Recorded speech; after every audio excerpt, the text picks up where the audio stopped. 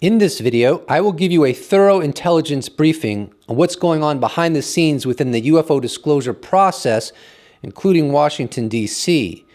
You'll hear from James Fox, Representative Tim Burchett, and researcher J. Christopher King, all of which have inside sources. I've heard that both Senator Kirsten Gillibrand and Representative Tim Burchett want new public hearings on UAP, and that the April-May time period looks like the target for the next iteration of UAP hearings. These hearings could be from multiple committees. This could be a big deal and a clear escalation on the UFO narrative. Get your popcorn while you still can. And let's not forget about the new UAP White House interagency team that was put together, which has unique power in acquiring information on what the US government knows about this enigma. As a journalist friend of mine was describing, when you have someone like National Security Advisor to the Biden administration, Jacob Sullivan, and he goes to the Air Force requesting data on, say, legacy UAP programs, now the Air Force is in a position where they either tell him the truth or essentially lie to the sitting President of the United States of America. Good luck with that, Air Force. Here's a comment on that very interagency team by Christopher Sharp of Liberation Times. Still no comment from White House on its UAP interagency team. I can imagine that the information vacuum is causing uncertainty for Congress, DOD, intelligence community, and the Arrow. Once its remit is confirmed, what will be the role of @DOD Arrow? The upcoming hearings and the new White House UAP interagency team are not the only coals in the disclosure fire that's occurring right now. Canada is now getting into the melee of researching UFOs. Go Canada. Go Canada. From March 1st, CTV News published an article titled, "Document Reveals First Known Canadian UFO Study in Nearly 30 Years," now underway. Here's an excerpt. The Canadian government's top scientist has launched a study into unidentified aerial phenomena, or UAP, a term that is replacing UFO, an unidentified flying object, in official circles. Known as the Sky Canada Project, the study being conducted by the Office of the Chief Science Advisor of Canada is the first known official Canadian UFO research effort in nearly 30 years. According to a February 2023 PowerPoint presentation obtained by ctvnews.canada, the study seeks to understand how UAP reports are handled in Canada and to offer recommendations for improvements if needed. The project plans to collect information this winter and spring before preparing an internal draft report in the fall and a final public report in the winter or spring of 2024. We also have the San Marino effort ongoing to get the United Nations involved with the UFO topic, and of course, the new UFO legislation whistleblower language to protect whistleblowers coming forward that have information on things like UFO legacy programs that the Congress would want to know about. There are many things in motion right now, muchacho. In fact, this is what J. Christopher King had to say about 2023. I think that 2023, like no BS, like I kind of hate it when people talk like this, but I really think that this is going to be the biggest paradigm shift year since 2017 for this field. 100%. Well, this is what I have to say to you, 2023. Some people think you're sentient. Prove it. So yesterday I had the honor and privilege to join Nathan Williams on his podcast, the Amazing People podcast. And we interviewed James Fox. And he told us about his experience going to Washington, D.C. that he just got back from 10 days ago and learning all this inside information on what's taking place behind the scenes on the UFO front. Now, I'm going to link in the description below to the totality of the interview if you want to check it all out. But we're going to go real deep into this component of the interview. So basically, you're getting a very large enchilada, and I hope you have quite the appetite for it. I just got back from Washington, D.C. I spent the last 5 weeks there filming for a new project. I had my my focus on Moment of Contact, which is an alleged UFO crash in Varginha, Brazil, for the last 17, 18 months. And so I really hadn't been paying close attention to all the developments that have happened since the front page of the New York Times revealed that secret Pentagon UFO program. However, as I just stated, I just spent the last 5 weeks, I just got back 10 days ago from Washington, D.C., and I got an insider's perspective on what's happening right now, today, as we speak. And it's quite, I felt like I just got back from watching a sci-fi thriller or something, you know. Everyone's like, oh, how was your trip to D.C.? You know, it's like, well, do you really want to know? I want to know more than I want air, and I want air a lot. And I met with intelligence folks that had just met with Kirkpatrick and met with Senate Intel, and they couldn't share every single detail because it was classified, but they did with them, sort of as a precautionary measure that if their testimony went in to Arrow and never came out, they could have a backup plan going public and saying, look, you know, I gave testimony to the Senate Intel, I gave testimony to, and what they're basically saying is that these programs exist, these reverse engineered programs exist. And again, this is what they shared with me was are that are they currently employed? The intelligence folks that were speaking? Some of them were, yes. Okay. And some of them were retired, but no, a lot of them were still employed. Wow. Don't take it from me. And I have this on camera just recently. Don't take it from me. You know, don't take my testimony, but I'm here to tell you, this is the name of the program. This is the location of the program. These are the names of the individuals involved with the programs. And if you give me the credentials or the security clearance, I'll walk you into the labs. And that's happening right now.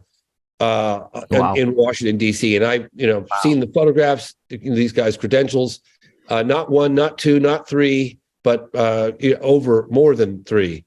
And they're telling me about their friends that are also testifying. So there's a lot going on. This definitely merits breaking what he said down to some degree.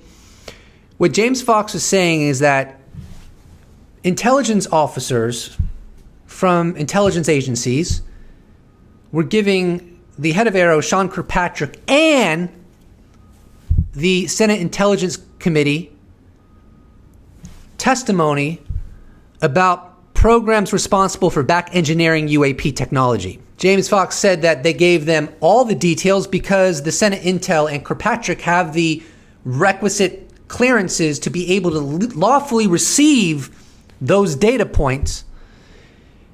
And what was interesting that James said is these people that are giving testimony to the Senate Intelligence Committee and to Sean Kirkpatrick, they're not saying, take my word for it. And in fact, this is misinformation that seems to be spreading on UFO Twitter to some degree, that it's just people and it's just stories and it's just words. Well, no, you're wrong. You're wrong. It's not just stories. It's not just words.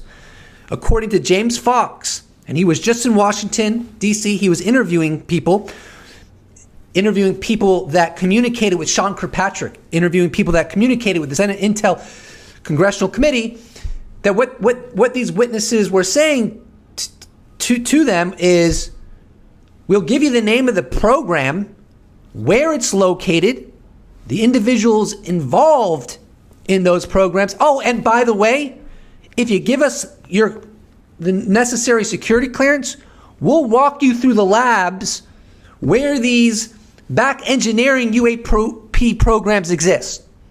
So when people say that what's happening now is not going to lead to anything falsifiable, they don't know what they're talking about. The question is whether Kirkpatrick is going to, who's he going to share it with? So that is the big question. What are we, the public, going to learn in the aftermath of this? And I honestly don't know.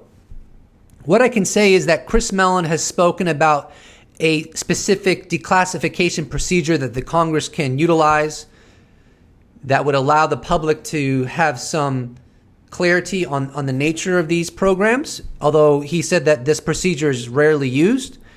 And further, Chris Mellon asked one of the major sponsors of this new UFO legislation, Kirsten Gillibrand, that if she discovered that there's information we're not alone in the universe, would she want that information to be shared with the public? Like, for example, if there have been recovered UAP, and Kirsten has gone on the record saying, yes, of course. So even though I can't tell you where this all leads, I can tell you that I'm not convinced that a revelation of this gravity is going to stay completely insulated within Congress and the United States government. It seems that, in my subjective opinion, there are going to be people that are very powerful that demand that after 70 plus years, these truths no longer remain exclusively within the confines of the government and aerospace contractors that are hired by the government. The only question is will this information be made public to us, right? Available to us. And the overwhelming opinions from the intelligence folks that I've just met with is probably not. How dare you, James? How dare you? Will there be hearings in April? Is that something you've heard about? I've heard about it from Bert Schett and who's the other guy? Oh God, I'm sorry. It'll come to me in a second. Andre Carson? I'm so sorry. Is it Carson you're referring to? No, but I'll ask Carson, because I just interviewed Carson. I'll ask him about if he's hearing about these, because it came from Tim Burchett of Tennessee and the other guy from Florida. And I'm so sorry, I can't remember. Marco Rubio. No, Marco Rubio is a senator. This is a congressman. Oh, Congress. Yeah. Anyway, they were showed some photographic evidence from some Navy or some Air Force pilots. Some really good. Oh, that's another thing that I was hearing about. Is the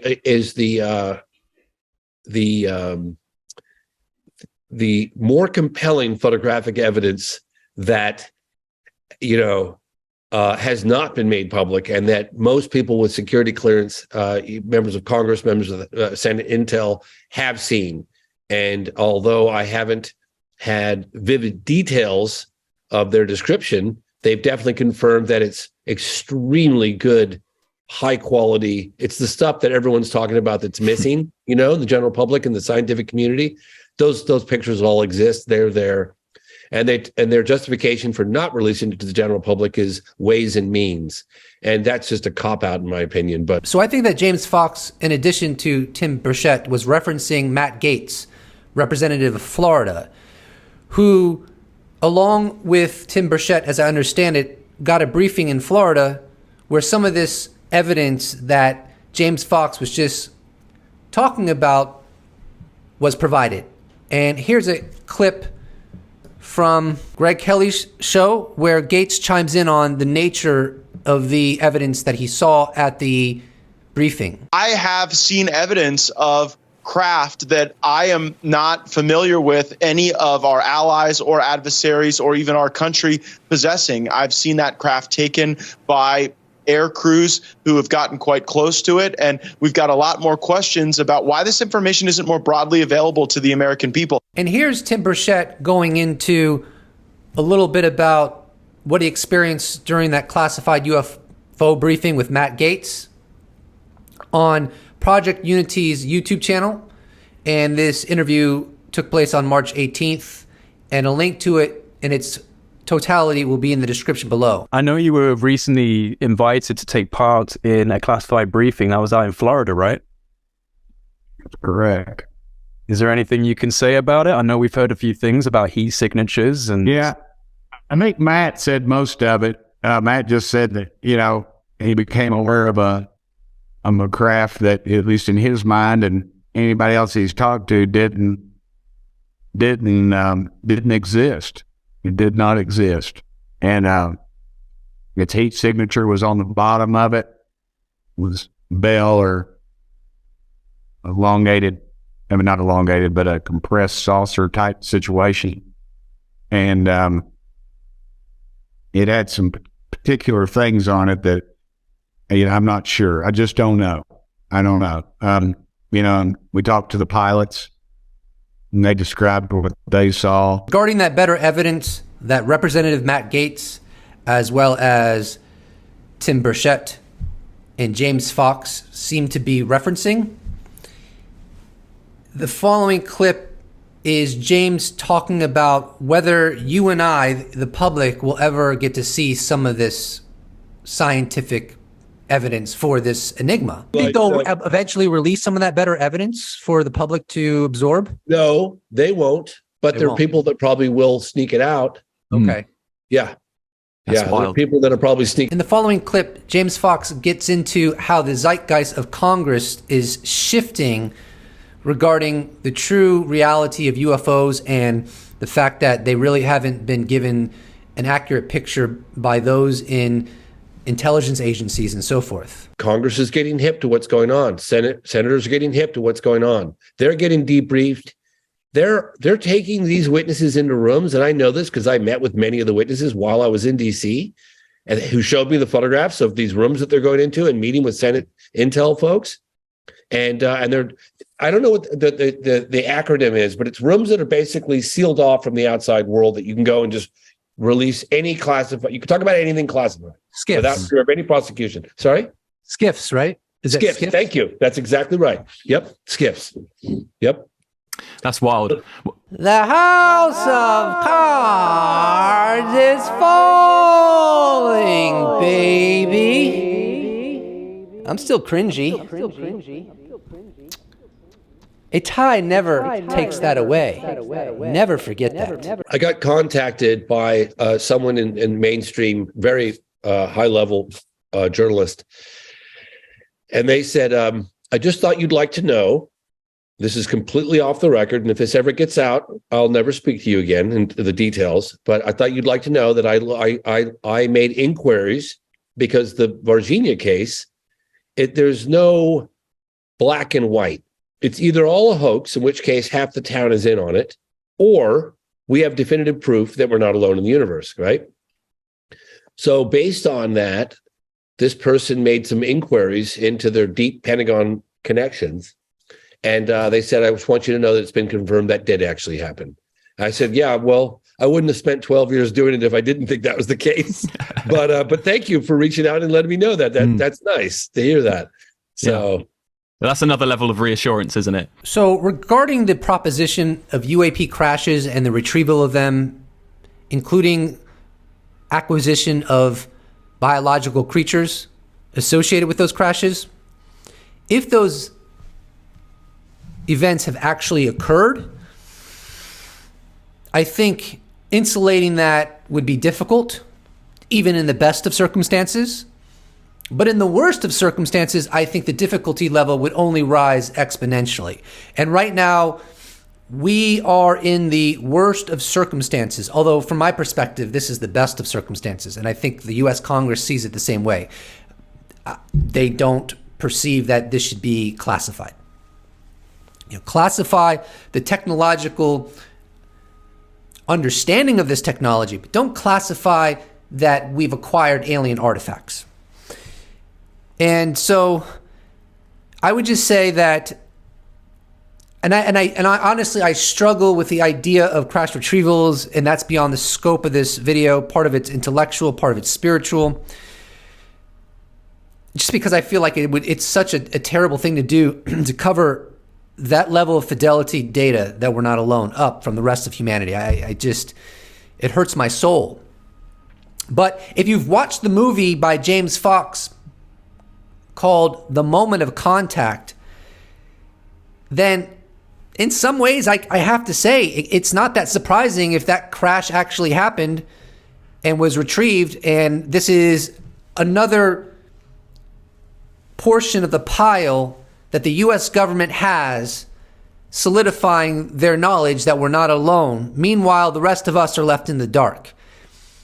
I don't perceive that persisting much longer if indeed my perspective on the UFO issue is correct. Well, I guess I'll pivot real quickly to, when is your next documentary slated to come out? Because I know it's about the question of where is all the best UFO data housed and who has the authority to release it? When do you anticipate this will publish? I'm going to have a rough cut. I shot 65% of it already. Wow. So yeah, I went hard. My goal is to release it early next year. That's fantastic. That's great. Yeah. And it'll give you insight into what's going on behind the scenes as well as what's going on in front of the scenes, right? So that's my objective. And I'm making a concerted effort, even if it's uncomfortable, to talk to the elected officials about crash recovered material. Even though it's a hot button issue, and it's probably not a,